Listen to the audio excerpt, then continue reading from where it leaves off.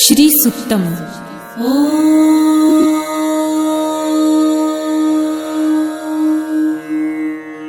हिरण्यवर्णां हरिणीं सुवर्णरजतस्रजां चन्द्रां हिरण्मयीं लक्ष्मीं जातवेदो महावह ताम आवह जातवेदो लक्ष्मीमनपगामिनीं यस्यां हिरण्यं विन्देयं गामश्वं पुरुषानहम् अश्वपूर्वां रथमध्यां हस्तिनादप्रबोधिनीं श्रियं देवीमुपह्वये श्रीर्मा देवी जुषतां कासोस्मितां हिरण्यप्राकाराम् आर्द्रां ज्वलन्तीं तृप्तां तर्पयन्तीं पद्मे स्थितां पद्मवर्णां तामिहोपह्वये श्रियं चन्द्रां प्रभासां यशसा ज्वलन्तीं श्रियं लोके देवजुष्टामुदारां तां पद्मिनीं शरणमहं प्रपद्ये लक्ष्मीर्मे नश्यतां त्वां गृणे आदित्यवर्णे तपसोऽधिजातो वनस्पतिस्तव वृक्षोऽथ बिल्वः तस्य फलानि तपसानुदन्तु मायान्तरायाश्च बाह्या अलक्ष्मीः उपैतु मां देवसखः कीर्तिश्च मणिना सह प्रादुर्भूतो सुराष्ट्रेऽस्मिन् कीर्तिमृद्धिं ददातु मे शुक्लपासामलां ज्येष्ठाम् अलक्ष्मीं नाशयाम्यहम् अभूतिं समृद्धिं च सर्वानिर्णुद मे गृहात् गन्धद्वारां दुराधर्षां नित्यपुष्टां करिषिणीम् ईश्वरीं सर्वभूतानां तामिहोपह्वये श्रियम्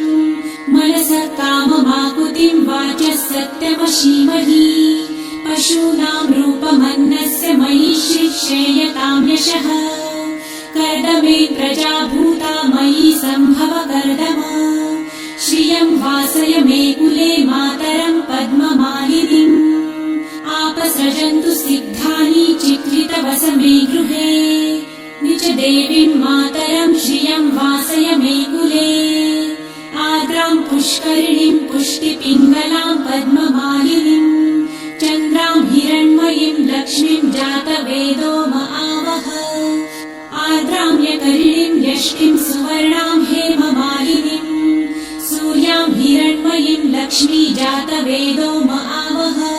ताम आवह जातवेदो लक्ष्मीमनपगामिनीं यस्यां हिरण्यं प्रभुतं गावो दासोऽश्वान् विन्देयं पुरुषानहम् यः शुचिः प्रयतो भूत्वा जिहुयादाजमन्वहम् सूक्तं पञ्चदशर्च च श्रीकामः सततं जपेत् पद्मानने पद्म उरु पद्माक्षी पद्मसम्भवे तन्मे भजसि पद्मक्षी येन सौख्यं लभाम्यहम् अश्वदायै गोदायै धनदायै महाधने धनं मे लभतां देवी सर्वकामांश्च देहि मे पद्मानने पद्मविपत्रे पद्मप्रिये पद्मदलायताक्षी विश्वप्रिये विष्णुमनोनुकूले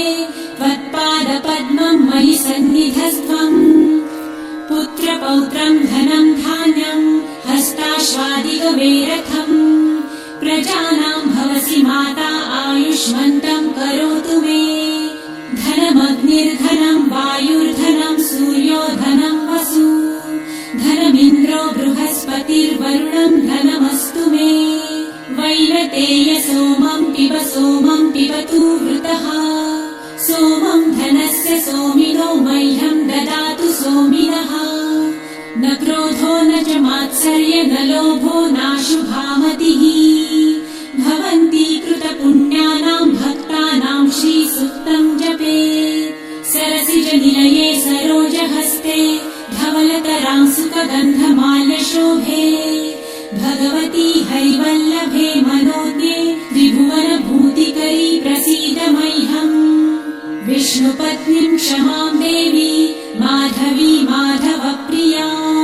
लक्ष्मीं प्रियसखीं देवीं नमाम्यच्युतवल्लभाम् महालक्ष्मीं च विद्महे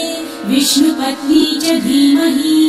तन्नो लक्ष्मी प्रचोदयात् श्रीवर्चस्वमायुष्यमारोग्यमाविधाचोभमानम् मह्यते